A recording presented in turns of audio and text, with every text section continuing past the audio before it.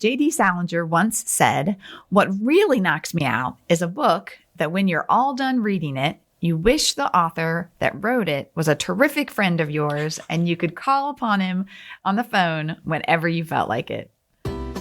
This is Between the Bookends with Mindy and me, Scott Richards, from Bookends in North Myrtle Beach.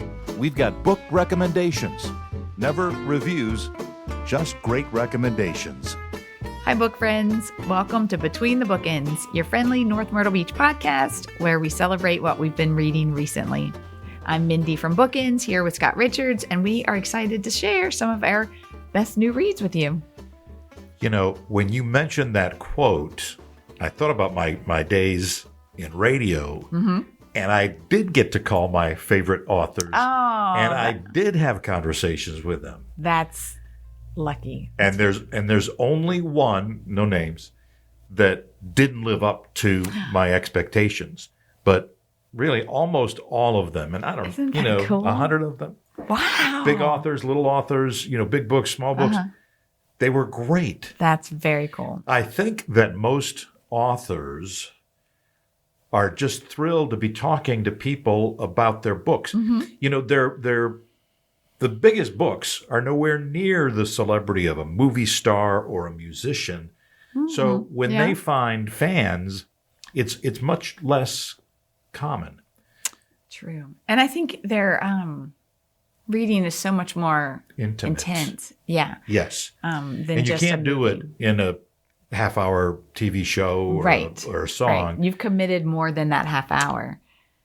Yeah, it's just great. And I still think about several authors. Just as one example, I've probably talked to Lee Child half a dozen times on his books.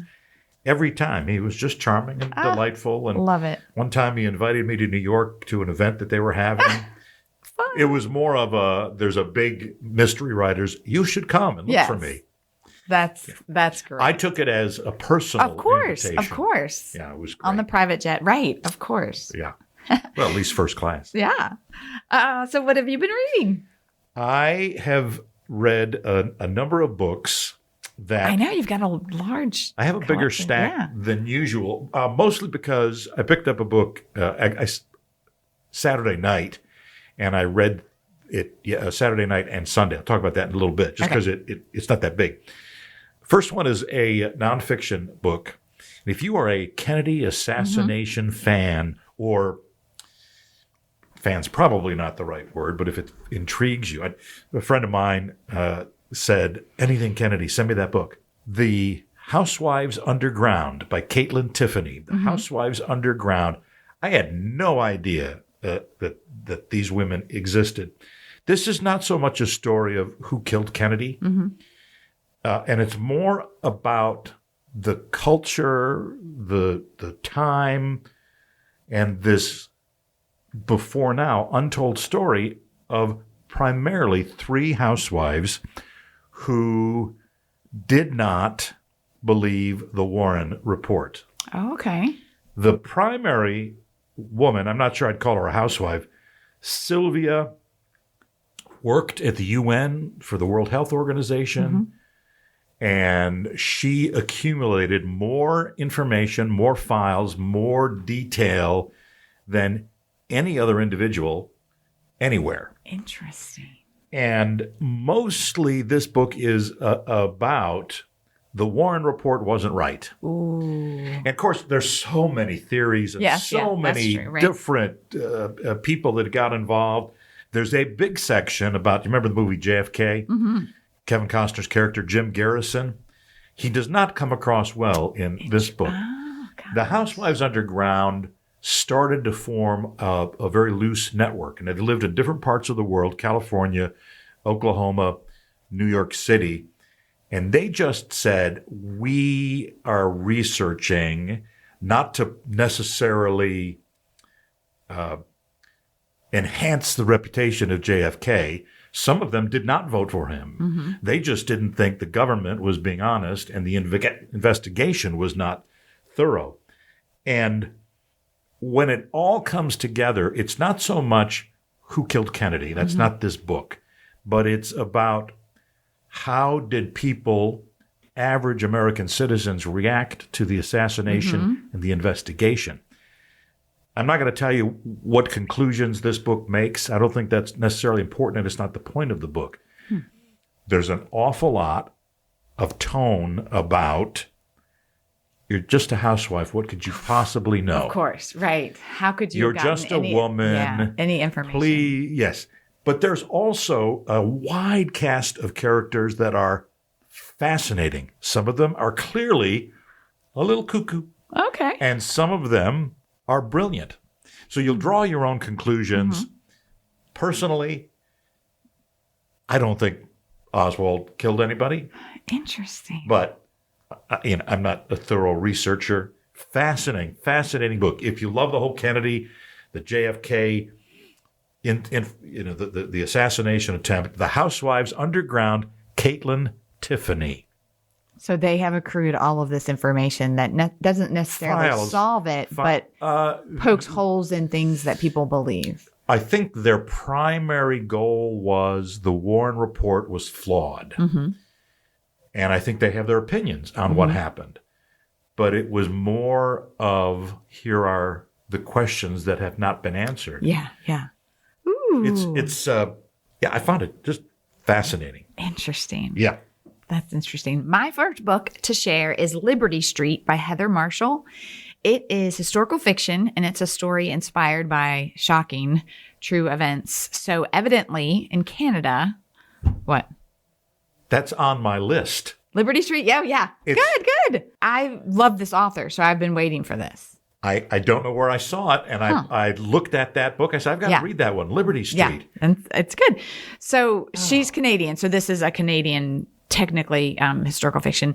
Evidently in Canada, up until like the late 1960s, there was a law that allowed parents, husbands, police to put women in jail for up to 2 years without a trial for subjective misbehavior, such as breaking curfew, or an unwed pregnancy, or anything they considered immoral or incorrigible. The husband. It could be a husband. It could be your father. It could be your mother. It could be, you were out past curfew and the policeman takes you. It was just like this 2-year window of. Holy smokes. Yeah. Oof. So. I don't want that kind of power. Right. Well, I mean, it was very eye-opening, because who would have thought? This is the actual story of a journalist in 1961 who finds this out and is like, I need to know more about this. So she goes undercover, gets herself put into prison, this women's prison, and she wants to learn about what's happening in order to bring this all to light and show the injustices and that kind of thing. What she doesn't realize is that one of the injustices is that it's really difficult to get out of this prison. Oops. Yeah.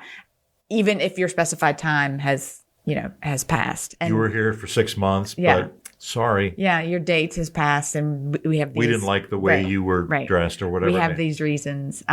So, while in there, she does learn about the corruption and the exploitation that was occurring, and eventually is able to bring that to light. But unexpectedly, while she's in there, she also learns about how powerful the female solidarity is, and how the women relied on one another to survive this trauma and things like that. So while it's infuriating and it's a horrific element of history that I didn't know about, Heather Marshall, the author, does an amazing job of creating these wonderful characters to tell the story. And so despite the fact that it's a difficult topic, you're fully invested because you love these ladies.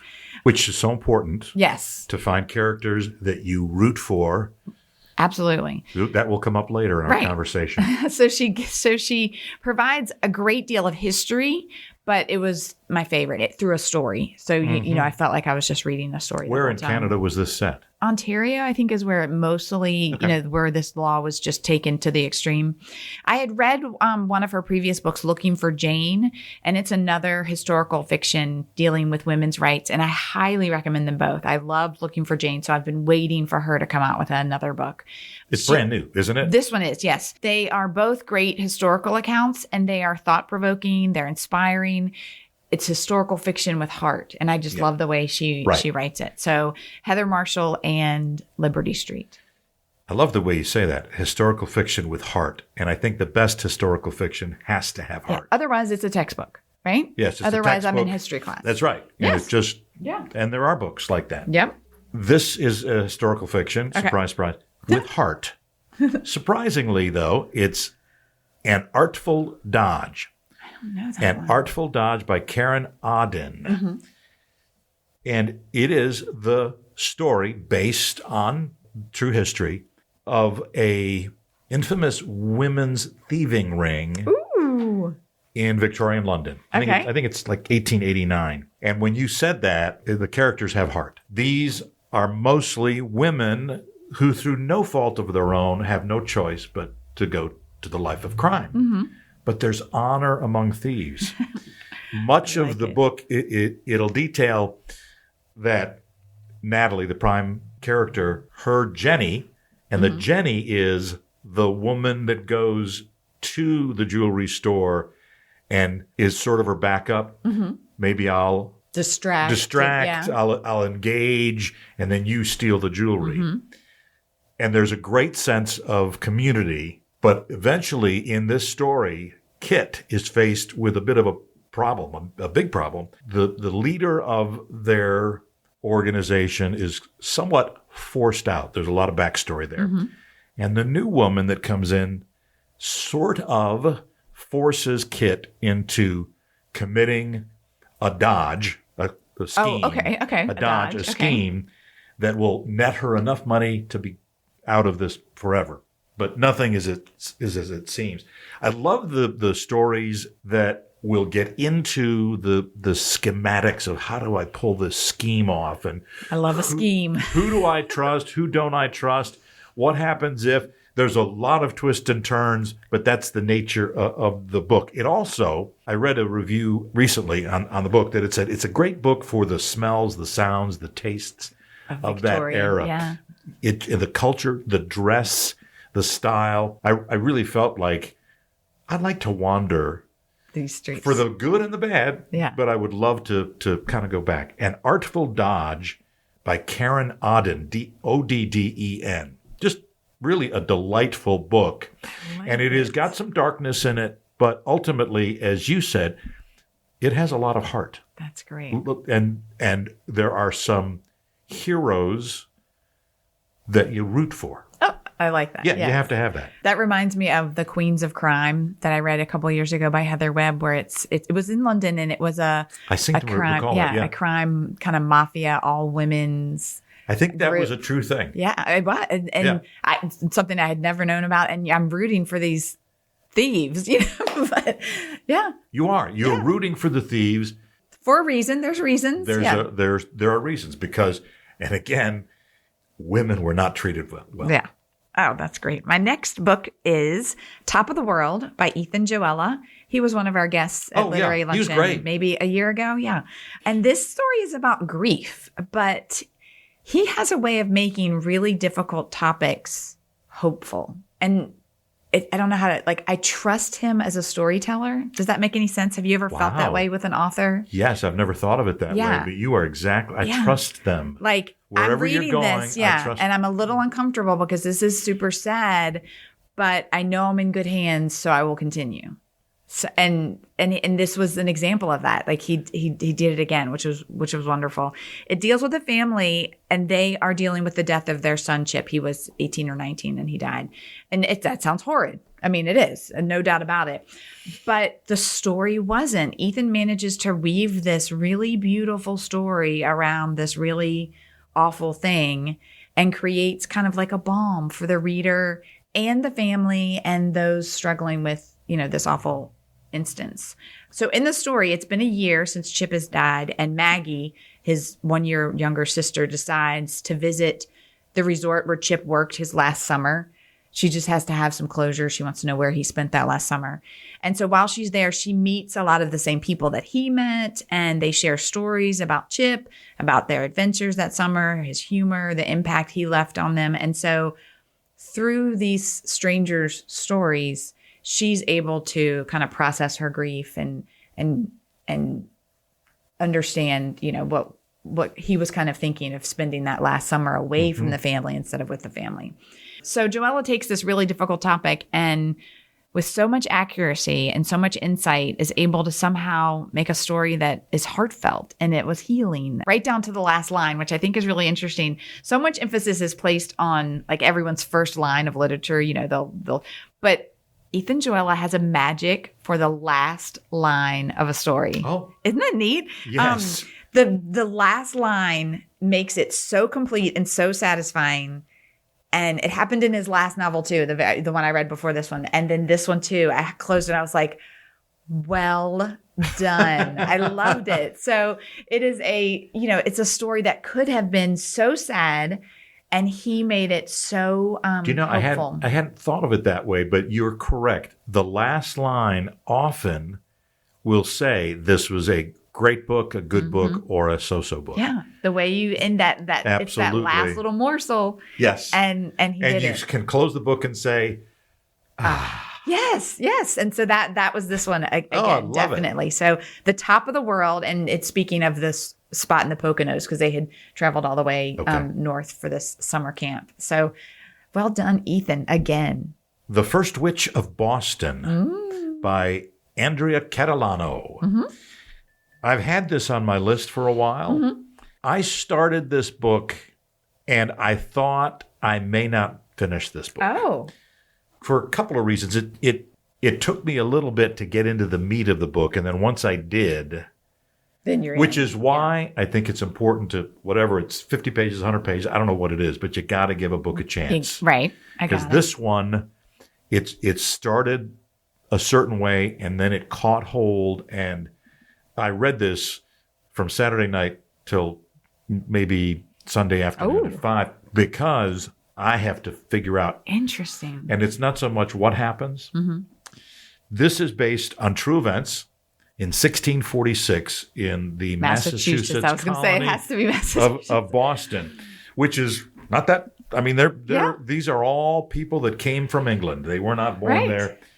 And it is based on the true story of the first woman in Boston convicted and hanged for witchcraft.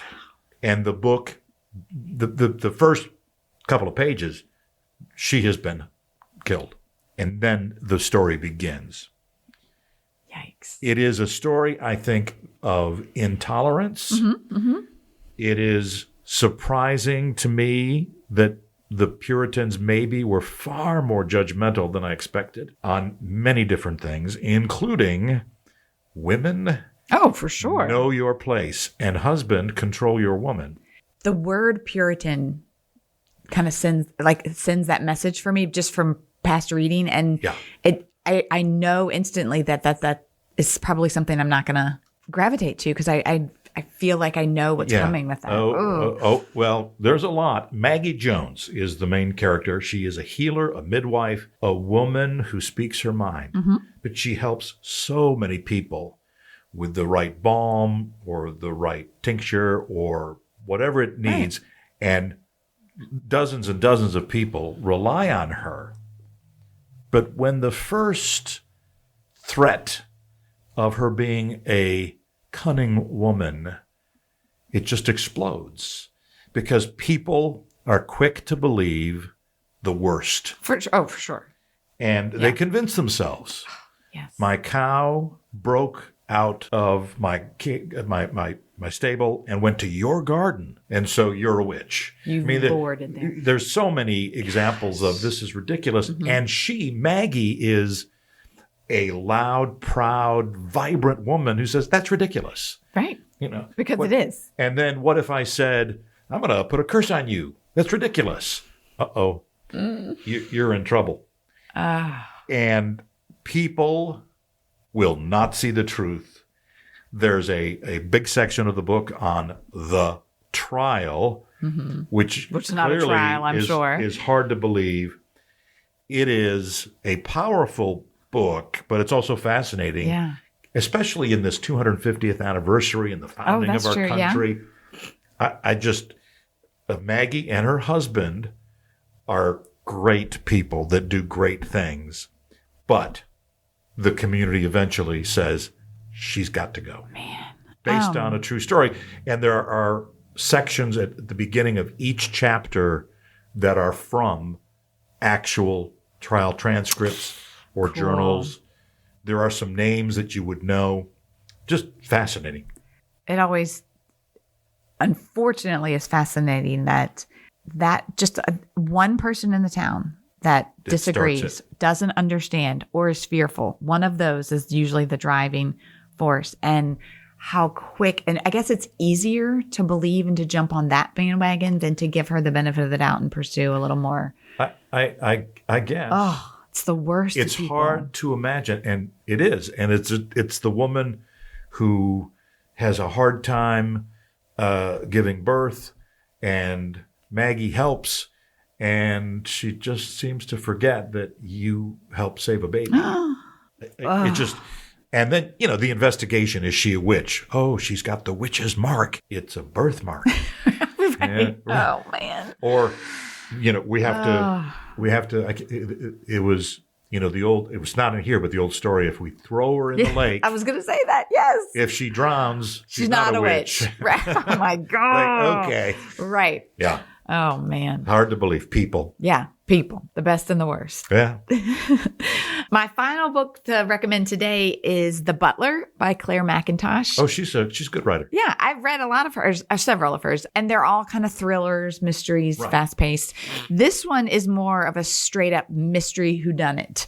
Set in the south of France, it follows Baxter. He's a highly skilled butler who takes an assignment at this glamorous villa for a week-long vacation celebration with this family that's there. And pretty soon, the patriarch is found dead in the pool. So, So Baxter begins to investigate to find the killer. This is very clever, and it's probably the most Agatha Christie-ish book I've ever Really? read. And there's a lot that are similar. Yes. But this one was just spot on. So I loved it for that. It's short. It's 199 pages. You've got Baxter, who reminds me of Poirot. He's the silent staff member that he sees everything. So he has this little kind of inside scoop of being able to become this secretive detective. Yeah. Every guest is a suspect because the victim was highly detestable. And so everyone has a bit of a motive.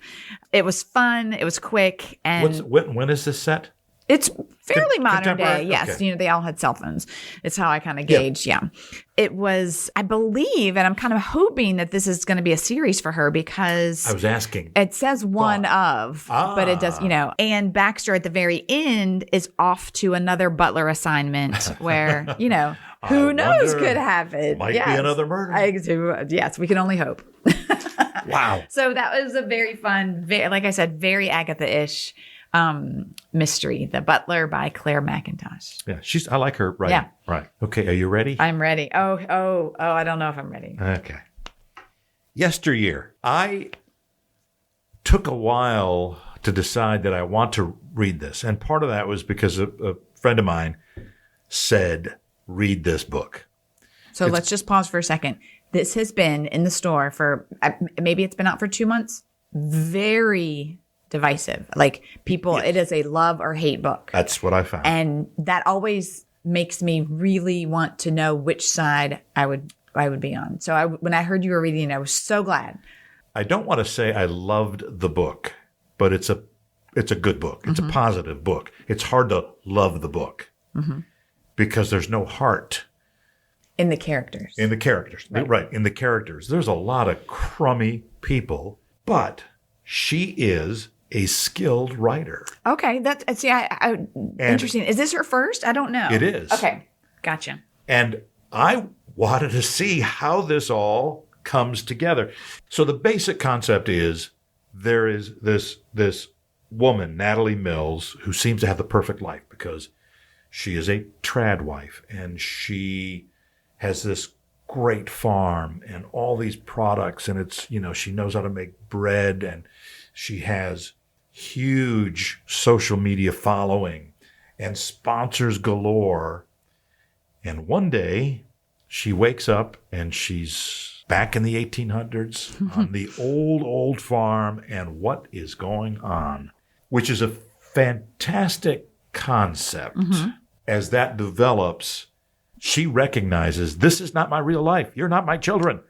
But it's, right. It's always going. It's always back and forth. I got to say, it's not a pleasant book, but that's okay because it's not pleasant because of the characters. It's not pleasant because of the tone, the characters, the situation. Oh, okay. I think it says the book. I can't pretend to know what Caro Claire Burke, the author. I don't know what she was necessarily trying to say. My feeling is it's a huge comment on society and the impact of social media and how we value people, what it means to be relevant. Yeah. There's a lot of judgment going on in this book. Natalie judging others, others judging Natalie, husband, children. It's a disturbing book, but in a good way, if you know what I mean. Disturbing because it makes you think. Is that? It makes me think or makes me uncomfortable. Okay. I'm not sure that there's any conclusion that, there's no big boom, now you know why I wrote this book. Okay. But it sure seems to be a big commentary on how our society values people, things. And I love that concept. That's why Yeah, and I know interesting. It's hard to start. When it begins, it starts, I'm not really a fan of this person, and gosh, is there somebody that I will look at as the hero? No, not really. Interesting. But I'm guessing 50, 75 pages in, I started to think, wow, where is this going? And how does it get there? And how does it all come together? It's going to be a book of the year. Critics love it, but I also know some people that did not like it. Now, if you're looking for warm and fuzzy, there's none of that. None. Disclaimer, right. Disclaimer. And it's the sort of book I can read this, but I got to have a palate cleanser. Yeah, after. I think after I read that, I read The Artful Dodge, because while That's it's fun, crime, right. but there's people that you really root for and good things happen. So, Yesteryear. Yeah, Caro I think it is Claire going to be Burke. one that is a lot of people Now, are you've talking had about. it. Actually, I think I got it at the store. Is it selling or is it? Big time. It yeah. is. Yeah. And people are reading it and telling you. I have gotten some that have come back, that I see afterwards, and it has been very, very split, a love-hate relationship. And the biggest thing is, and books are always love-hate. I mean, that makes sense. But it's the emotion of the readers if you love it and they hated it, or if you hated it and they loved it. How could you not see it my way? And that's what this book has been so strong. Most people are like, oh, that's interesting. We have different views on that book. But this one, it's just been a little stronger. So that is what has intrigued me. Which is, it's clearly the reason that we all read books. And as one of the customers in the store said, and that's the reason why she wrote this. It is intentional. She's jabbing to see to see where it hurts and if that sparks anything. I would read her next book, whatever that is. I would definitely read it again. Excellent. Yesteryear. Excellent. All righty. Well, to recap for me, I read Liberty Street by Heather Marshall, Top of the World by Ethan Joella, and The Butler by Claire McIntosh.